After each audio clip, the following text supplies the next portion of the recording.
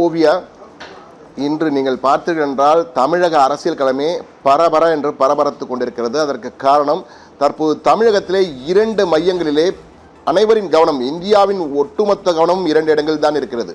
ஒன்று பனையூர், தாவேகா தலைமை அலுவலகம் அமைந்துள்ள பனையூரில் உள்ள தாவேகா அலுவலகம். இன்னொன்று மக்கள் பவன் என்று அழைக்கப்படுகின்ற ஆளுநர் மாளிகை. இந்த 2 இடங்களில் தான் தற்போது மிக முக்கியமாக என்ன நடக்கப் போகிறது என்று.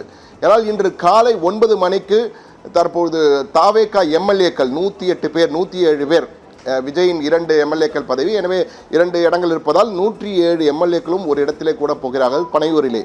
பனையூரில் கூடிய பிறகு அவர்கள் முக்கிய முடிவினை எடுக்கப் போகிறார்கள். என்ன முக்கிய முடிவு என்றால், அதிர்ச்சி தரக்கூடிய முடிவு. ஜனநாயகத்திற்கு எதிராக, அரசியல் சாசனத்திற்கு எதிராக, விதிகளுக்கு எதிராக, சட்டத்திற்கு எதிராக ஆளுநர் செயல்படுகிறார் என்பதை வலியுறுத்தும் வகையிலே, தேசத்துக்கு தெரிவிக்கும் வகையிலே அந்த 107 பேரும் ஒட்டுமொத்தமாக ராஜினாமா செய்ய போகிறோம். இன்னும் எம்எல்ஏவாகவே பதவி ஏற்கவில்லை, ஆனால் அதற்கு முன்பே நாங்கள் ராஜினாமா செய்து தங்களது எதிர்ப்பை தெரிவிக்கப் போகிறோம் என்ற வகையிலே ஒரு அதிரடி வியூகத்தை விஜய் எடுத்திருக்கிறார். விஜயின் இந்த அதிரடி வியூகம் ஜனநாயக ரீதியிலே மிகப்பெரிய ஒரு தாக்கத்தை ஏற்படுத்தும். இந்தியா முழுவதும் மீண்டும் பெரும் ஃபோக்கஸ் அவர்கள் மீது விடும். மீண்டும் தேர்தல் நடந்தால் என்ன நடக்கும் என்று உங்களுக்கே தெரியும். அனுதாப அலைகளில் மீண்டும் பெருவாரியான வாக்கு வித்தியாசத்தில் அவர்கள் வெற்றி பெறுவதற்கான வாய்ப்புகள் அதிகம் இருக்கிறது என்பதுதான் பொதுவாக வரலாறுகள் சொல்வது. அந்த வகையிலே இந்த ராஜினாமா ஆயுதத்தை தற்போது தாவேகாவினர் எடுத்திருக்கிறார்கள். ஆனால் அதை அதிகாரப்பூர்வமாக இன்றைய கூட்டத்திலே விஜய் அந்த திட்டத்தை சொன்ன பிறகு எம்எல்ஏக்கள் அனைவரும் ஆமோதிப்பார்கள். அதற்கு பிறகு அந்த திட்டத்தை விஜய் அறிவிக்கக்கூடிய வாய்ப்பும் இருக்கிறது. அதனால் வெளிப்படையாக சொல்லுவார்கள் என்று தெரிந்தால் ஆளுநர் 3 நாள் கெடு கொடுத்திருக்கிறார் என்ன நடக்கும் என்பதற்காக.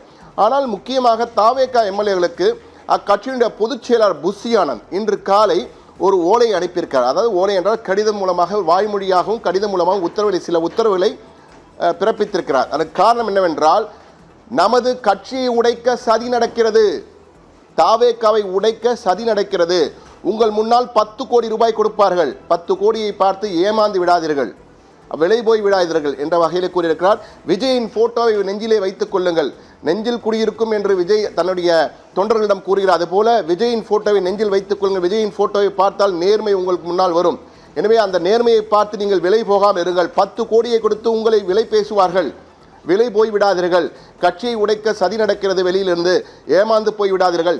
யார் செய்கிறார் என்று தெரியவில்லை, ஆனால் புஷி ஆனந்த் மிகவும் உணர்ச்சிகரமாக இன்று பேசியிருக்கிறார். தன்னுடைய கட்சி தொண்டர்கள் எம்எல்ஏக்களிடம் விலை போய் விடாதீர்கள், கட்சியை உடைக்க சதி நடக்கிறது, 10 கோடி ரூபாய் கொடுப்பார்கள், உங்கள் முன் நிறுத்துவார்கள், விலை போய் விடாதீர்கள், விஜயின் போட்டோவை பாருங்கள், அந்த நேர்மையை பார்த்து நீங்கள் திருந்துங்கள், நீங்கள் அனைவரும் உணர்ச்சி வசப்படக்கூடாது, மிகவும் சரியாக இருக்க வேண்டும், இது மிக முக்கியமான நேரம் என்ற வகையிலே ஒரு சில அறிவுரைகளை அழுத்தம் திருத்தமாக புஷி ஆனந்த், அதாவது ஆனந்த், புஷி தொகுதியிலே முன்பு தேர்ந்தெடுக்கப்பட்டவர், தற்போது தியாகராயன் தொகுதியிலே சட்டப்பூர்வமாக தேர்ந்தெடுக்கப்பட்டுள்ள எம்எல்ஏ, இன்னும் பதவி ஏற்கவில்லை, ஆனால் எம்எல்ஏ என்று கூறலாம், டெசிக்னேட்டட் எம்எல்ஏ என்பார்கள், அது போன்ற அவர் இருக்கிறார்.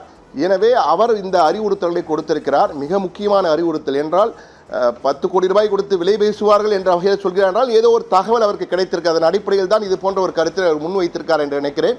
இது இப்படி இருக்கிறது. விஜயும் வரப்போகிறார். தாவேகா எம்எல்ஏக்கள் கூட்டம் இன்று காலை தொடங்க இருக்கிறது. அதிலே இது போன்ற மிக முக்கியமான முடிவுகளை விஜய் அறிவிக்கப் போகிறார். இது போன்று ஆளுநர் நம்மை அழைக்கவில்லை என்றால் நாம் ராஜினாமா செய்து உலக அளவிலே ஒரு அட்டென்ஷனை செய்வோம், அனைவருடைய கவனத்தையும் ஈர்க்கப் போகிறோம். ஏனென்றால் இது ஜனநாயக ரீதியான போராட்டம் என்ற வகையிலே அழுத்தம் திருத்தமாக தன்னுடைய கருத்தினை பதிவு செய்ய இருக்கிறார் என்ற தகவல் நமக்கு உறுதியான தகவல் கிடைத்திருக்கிறது. இது ஒரு பக்கம். மற்றொரு பக்கத்தில் நீங்கள் பார்த்தீங்கன்னா ஆளுநர் மாளிகை. ஆளுநரை பொறுத்த மட்டிலே அர்லேக்கர் மிக தெளிவாக, ஆளுநர் அர்லேக்கர் மிக தெளிவாக இருக்கிறார். நான் நிறைய நாள் பார்க்க மாட்டேன், இன்னும் 3 நாட்கள், நான் 4 நாட்கள் நேரம் கொடுக்கப் போகிறேன், கேட்டு கொடுத்திருக்கிறேன். அதற்குள்ளாக விஜய் ஆட்சி அமைக்க பெரும்பான்மை என்னிடம் இருக்கிறது என்ற பட்டியலை கொடுக்க வேண்டும்.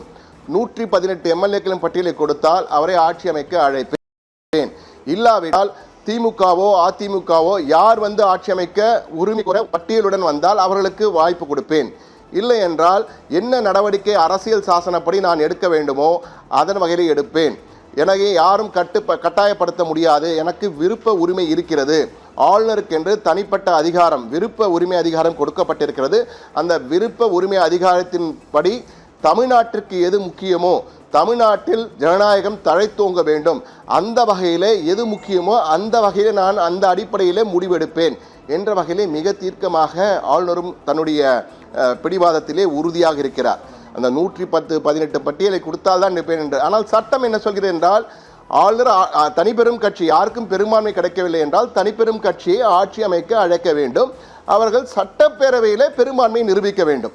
அவர்கள் காலக்கெடு கொடுப்பார்கள், அதுக்குள்ளாக சட்டப்பேரவையிலே பெரும்பான்மையை நிரூபிக்க வேண்டும். இதுதான் சட்டம் சொல்கிறது.